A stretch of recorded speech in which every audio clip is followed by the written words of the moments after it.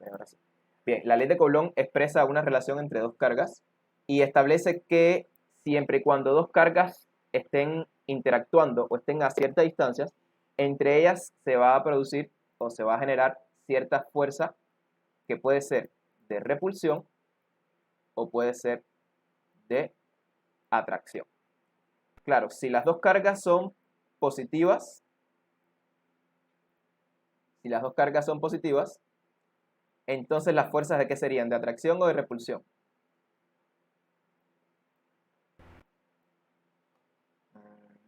Stacy. Repulsión. Ok. O sea, si las cargas eran iguales, teníamos que las fuerzas eran de repulsión. Si las cargas tenían signos diferentes, las fuerzas eran de atracción.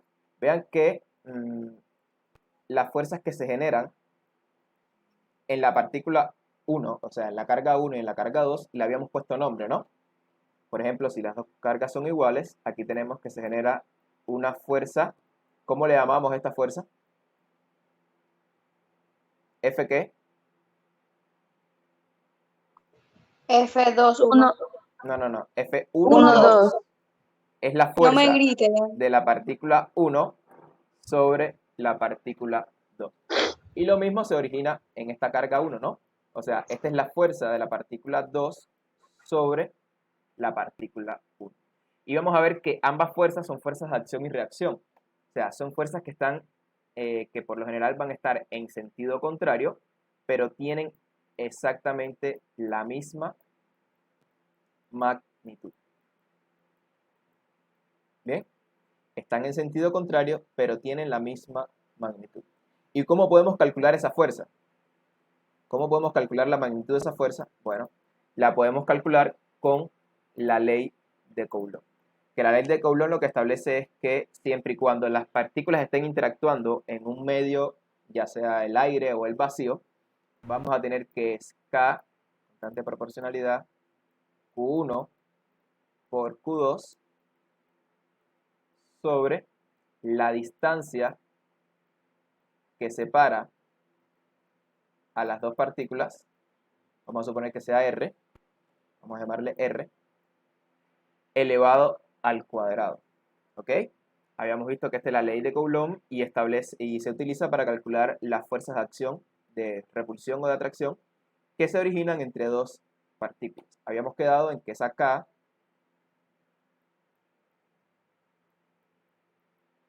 es la constante de proporcionalidad que tiene un valor de... ¿Cuánto era el valor? 9 por 10 a la 9. Oh, muy bien. 9 por 10 a la 9. ¿Y cuál era la unidad de medida? ¿Recuerdan? Newton por metros cuadrados sobre Coulomb cuadrado. Newton por metros cuadrados sobre Coulomb cuadrado. ¿Ok? Esa sería la constante de proporcionalidad. Y que más adelante vimos que para calcular esto, ¿de dónde es que sale eso? ¿Recuerdan la ecuación de dónde salía esa acá? Profe, ¿no dijo Coulomb cuadrado? Sí, perdón. ¿De dónde salía esta acá? Recuerden que esto es 4 pi epsilon sub 0. Y este epsilon sub 0 es la permitividad del vacío. ¿Ok? Y esa permitividad cambia dependiendo dónde se esté realizando esta interacción. Porque ellas pueden estar sumergidas en el agua quizás, o en aceite, o en cualquier otro material, ¿ya? Por lo general, y en el libro, en la primera sección, esto nunca lo varían, ¿ya? Así que, por ahora vamos a asumir que la K, a no ser que nos lo digan, siempre va a ser 9 por 10 a la 9 newton por metros cuadrados sobre Coulomb cuadrado. Recuerden que cuando estamos calculando la fuerza, aquí las cargas nunca deben de sustituir el signo. Nunca sustituyen el signo, porque si no se van a enredar. Solamente pongan el valor, ¿ok? O sea, en otras palabras, siempre la vamos a sustituir positiva. El signo de las fuerzas después lo vamos a determinar dependiendo del sentido, porque al final esto es cuestión de establecer un único sistema de referencia. Entonces, realmente estos problemas de ley de Coulomb no son complicados. O sea, si tenemos dos partículas en forma, o sea, en línea recta y solamente estamos viendo las interacciones entre ellas, no es complicado estos problemas. Estos problemas quizás se compliquen cuando las partículas están situadas en diferentes planos. O sea, cuando tengo algo, por ejemplo, como esto. ¿Ya? Donde aquí tengo la carga 1, aquí tengo la carga 2, aquí tengo la carga 3. ¿Ok?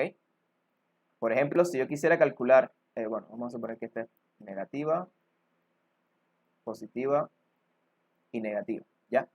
Si yo quisiera calcular la fuerza eléctrica resultante en la partícula 3, bueno, ¿cómo tendría que hacer? Bueno, tengo que buscar la interacción entre 1 y 3 y la interacción entre 2 y 3. Vean que solamente me interesan las fuerzas que actúan en la partícula 3. Estas dos fuerzas, como son contrarias, aquí la fuerza va a ser de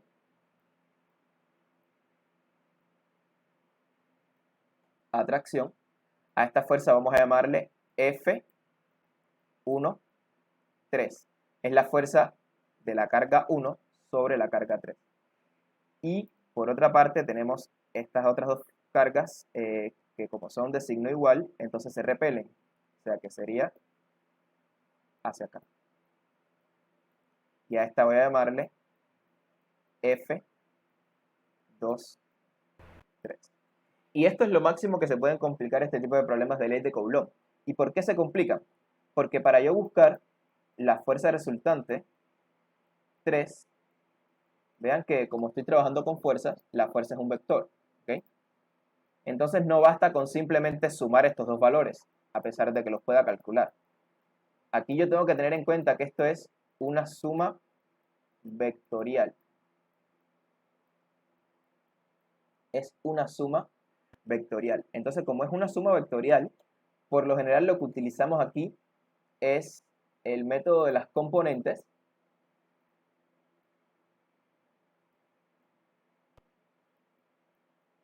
en el cual tengo el eje de las Y, tengo el eje de las X, y con esto lo que hacíamos, recuerden que era representar las fuerzas.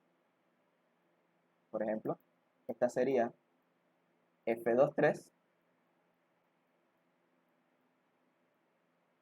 y hacia acá tendríamos F, la representé más grande, pero realmente por ahora eso no me interesa, F1, 3. Bien, y recuerden que en el método de las componentes que dimos en 10º grado, en el método de las componentes, el objetivo, o sea, para poder calcular esta fuerza resultante, que es la suma de estos dos vectores, yo tengo que encontrar la componente 2, 3 en X y la componente 2, 3 en Y. ¿Ok? De eso se trata, descomponer una fuerza según sus componentes. Lo mismo con F1, 3. Tendría que buscar F1, 3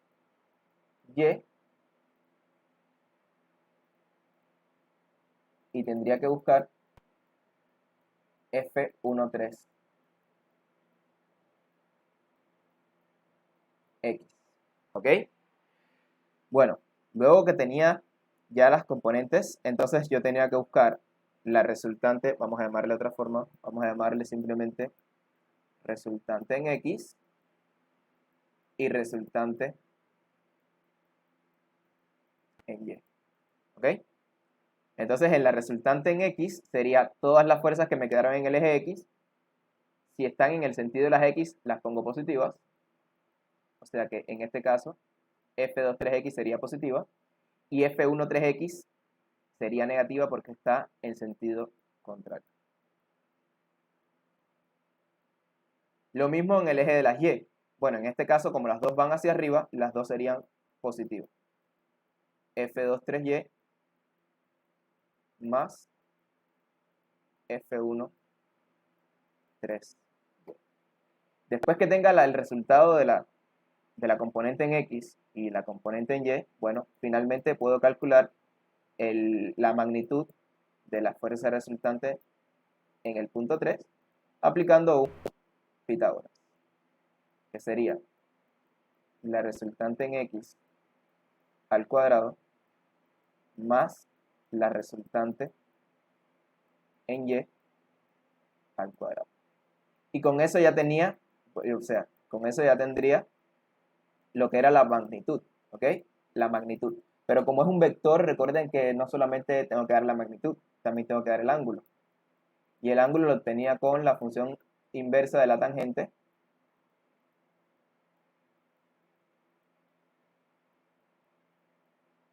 Y era la resultante de dividir la resultante en y sobre la resultante en x. Entonces, básicamente, esto es lo que hacíamos cuando y es lo que más se puede complicar quizás en ley de Coulomb, y es obtener la fuerza resultante cuando los dos vectores no están alineados, sino que hay que calcularlos utilizando el método de las componentes. ¿Recuerdan? Denise, ¿lo habías visto así? Sí, profe. Ok, Kiara, ¿entendiste algo? Sí. ¿Sí? Ok, claramente estos ángulos hay que calcularlos después, ¿no? O sea, ya según el problema, estos ángulos, vamos a llamarle a este beta.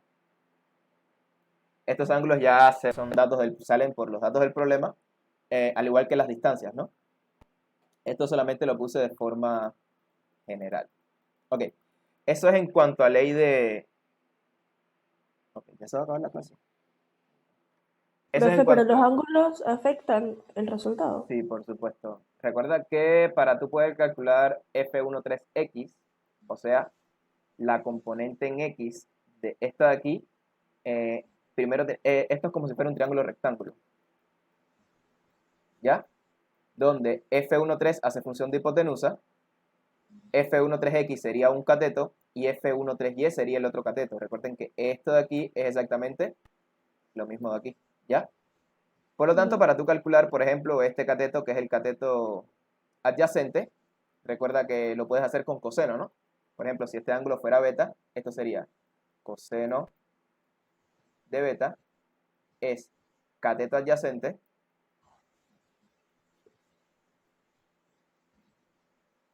sobre hipotenusa. Y de aquí despejamos este elemento que está dividiendo y lo puedo pasar multiplicando, y me queda que F1 3x sería F13 por coseno de beta. ¿Ok? Y así haría lo mismo con F1 3y. Pero en vez de utilizar coseno, entonces tendría que utilizar seno, ¿no? Porque sería el cateto opuesto.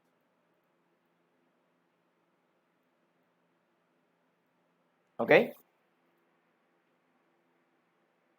¿Dudas? ¿Hasta ahí? ¿No hay dudas? No. Ok. Bueno,